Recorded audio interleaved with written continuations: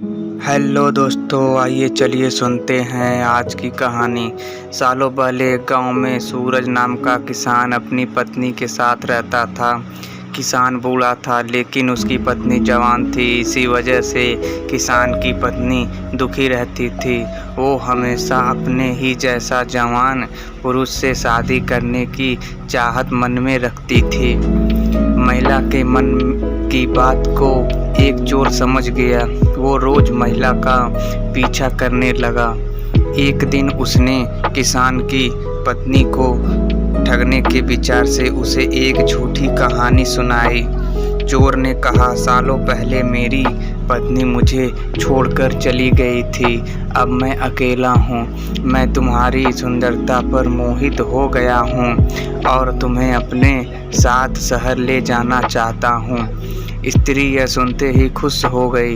वो फटाफट बोली, ठीक है, मैं तुम्हारे साथ चलूँगी, लेकिन मेरे पति के पास बहुत धन है। पहले मैं उसे ले आती हूँ। उन पैसों से हम जीवन भर आराम से रहेंगे। यह सुनकर चोर ने कहा कि ठीक है, तुम जाओ और लौटकर इसी जगह आना। मैं तुम्हारा इंतजार करूँगा। स्त्री घर पहुँची तो देखा कि पति गहरी नींद में था।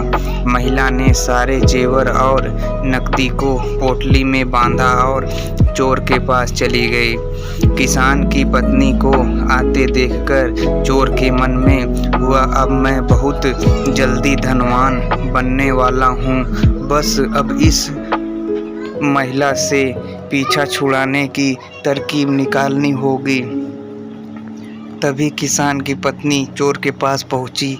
उसके पहुंचते ही दोनों दूसरे शहर की ओर निकल गए। कुछ दूर चलने के बाद रास्ते में एक नदी मिली। नदी को देखते ही चोर को एक तरकीब सूझ गई।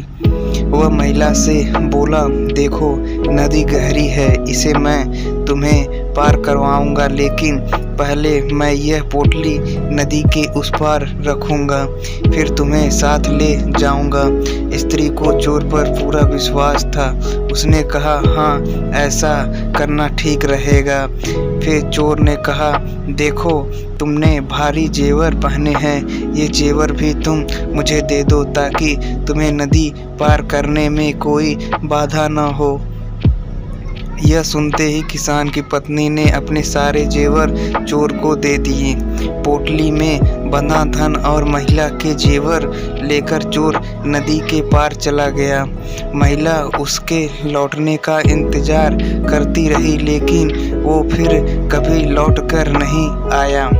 अब महिला को बहुत दुख हुआ और उसकी आंखों से आंसू बहने लगे, लेकिन पछतावे के लिए तब तक बहुत देर हो चुकी थी। उसका सारा पैसा और जेवर लेकर चोर जा चुका था। कहानी से मिलने वाली सीख, धोखेबाजी का फल हमेशा बुरा होता है। व्यक्ति जैसा बोता है वैसा ही काटता है। इसलिए कहा जाता है कि हमेशा हर रिश्ते में ईमानदारी दिखानी चाहिए। दोस्तों, कमेंट में ज़रूर बताएं कि यह कहानी आपको कैसी लगी और ऐसे ही कहानी के लिए चैनल को सब्सक्राइब और फॉलो ज़रूर करें।